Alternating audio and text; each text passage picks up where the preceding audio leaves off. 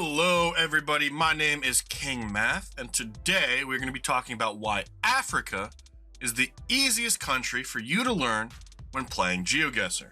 In fact, while looking at the map in front of you, these are the only countries in the entire continent that have coverage. Now, the blue means they drive on the right-hand side of the road, while the red means they drive on the left. The purple countries of Egypt, Tanzania, and Madagascar are trekker countries, which means they had somebody with a backpack walk around and take pictures.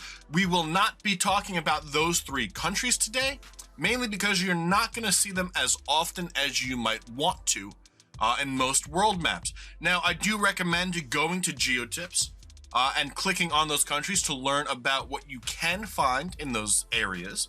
In fact, you can do that for all of these countries, but we are going to be showing off the number one thing to help you guys recognize African countries. We are going to start in Tunisia. Tunisia is very easy to recognize because it generally has a follow car. A follow car is a car that follows the Google car, kind of what it sounds like, and basically to ensure that the Google car driver is safe on their travels. Now, the one in Tunisia will either be this light green truck with two men in it and a black license plate, or this dark green truck that has two men and red on one part of the license plate. Now, the red does indicate that it is a police vehicle in Tunisia, so don't go looking for red on license plates unless you know it is a cop car. Now, the follow car meta works in most of Tunisia except for the island of Jerba. Now, the island of Jerba, if we click out of here, is right on down here. In fact, this island, you will not find a follow car. It's not the best meta to rely on. We then turn our attention to Senegal. Senegal is very easy to recognize. In fact, if you look at the car, you will have a roof rack. However, the most distinguishable feature about Senegal? The rifts in the sky. Now, these are stitching errors when Google pieced together their images. Stitching errors happen in a few countries. Most countries, you can find examples of small rifts. These larger rifts, like you can see right now, are found in three main countries: Senegal, Albania, and Montenegro. Now, rifts have been seen in nearly every country, but not to the extent of those three countries I just mentioned. In case that wasn't enough, the landscape, very easy to distinguish from the rest of the African countries currently covered. Most people are able to tell Ghana just by looking at it. You do have the front of the car where you can often see the red squared logo, part of Google's map car. But the main distinguishable feature is the duct tape on the front right roof rack. Now, tape is only found in two countries: Ghana, which is currently being seen now, and the island of Reunion. Now, Reunion is part of the African continent, so we will be covering it in just a little bit. But this tape on this roof rack, that is the clear distinguishable feature here. Nigeria has quite a few things you can use to figure out that you are in Nigeria. However, the easiest is the follow car. For most of the country, you will have a police Toyota SUV following you. In fact, you can even use the bar up top, whether red is on the left or blue is on the left, to tell which part of the country you're in. Now, it's not always a police follow car. There are several variations. However, they all seem to be a truck, and they can generally be region specific. There are also cars in Nigeria that have roof racks on them, and those will usually have yellow and black caution tape on the roof rack as a pattern. Now, Nigeria can also be the taxi colors, the colors of the street signs. There are so many things that you just have to go to GeoTips and check out all the information on Nigeria alone. Uganda is one of the easiest countries in Africa to be able to guess correctly. Not only is the car very easy to distinguish with its very boxy body, but there's such limited coverage that all you realistically need to do is guess between Entebbe and Kampala, and you're bound to get over 4,500 points. We are not going to be talking about any rare cars today, but there are countless rare cars found all throughout Africa. One of those could exist in Kenya.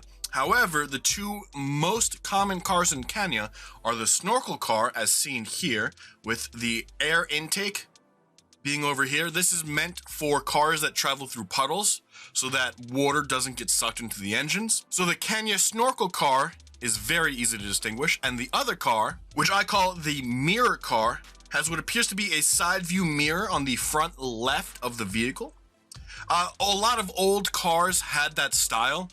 I have heard reports that it's actually a light, although I don't know why a headlight would be where it's positioned there. Regardless, if you see this black mirror coming off the front left of the vehicle, it is also a Kenya car. Once we get to the region of Southern Africa, things start to get a little more complicated. They all use the same vehicle to record their coverage, as well as the same road lines, so you can't use any small thing to your advantage. However, we are currently looking at Botswana. Botswana is rather flat, rather open, and rather remote. There is Gen 3 coverage, which is the coverage where you can see the vehicle. However, this example, the vehicle is not shown. Gen 2 coverage, if you guys don't know what Gen 2 coverage is, it's the halo coverage. You will have a blurry circle at the top portion of your screen, as well as the bottom portion of the screen. That will come in handy when trying to figure out if you are in South Africa. While not all of South Africa is covered in Gen 2, if you end up in Gen 2 coverage and you know you're in the South African region, there's only one country it could be, and that is South Africa. Why is that the case? It's just when they took the photos that they used a Gen 2 vehicle in South Africa instead of Botswana, Lesotho, and Eswatini. Speaking of Lesotho and Eswatini, the easiest way to tell the difference between those two is the landscape. Eswatini, like we're in now, has these very green mountainous hills with trees growing on the mountains. Now, that doesn't seem like a huge deterring factor, but in combination with the road lines, which we've seen, we know we're in the South African region, and then hills are not common in South Africa or Botswana.